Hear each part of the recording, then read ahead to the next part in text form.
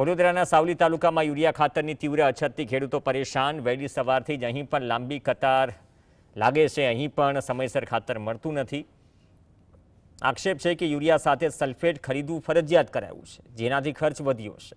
અછતના કારણે કૃષિમાં input cost તો વધી છે, પરંતુ હવે પહેલાં જે નેનો યુરિયાની બોટલ પકડાવાતી હતી, કૃષિ મંત્રી બદલાઈ ગયા છતાં પણ હવે યુરિયા સાથે અન્ય ખાતર આપવાની સ્કીમ ચાલતી હોવાના આક્ષેપ થયા છે। નહીં તો યુરિયા પણ ન મળે।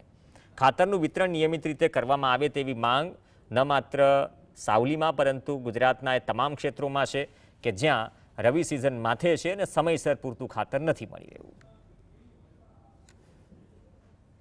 કશું ફેંકવાનું છે ને ખાતર થઈ જ ના હાલે એવી વાત છે। કેટલા ખેડૂતો હવે બીજી વાત એ છે કે યુરિયા લેવા જોડે બીજી 350 ની એક થેલી પોટ થેલી હાલે છે। એ ખોટા પૈસા ખેડૂતને પડી જાય છે। એની થેલી આપવામાં આવે છે, એ થેલી બેરે બટકાડે નહીં, પછી ખાતર ના હાલે, થેલી ના લો તો। પણ એની થેલી છે, એની સલ્ફરની થેલી। હવે યુરિયા જરૂર હોય, સલ્ફર શી રીતે નખાય આપણે અંદર? તો વધારાનો ખેડૂતને 350 રૂપિયાનો ખર્ચો પોટ થેલી લાગે છે।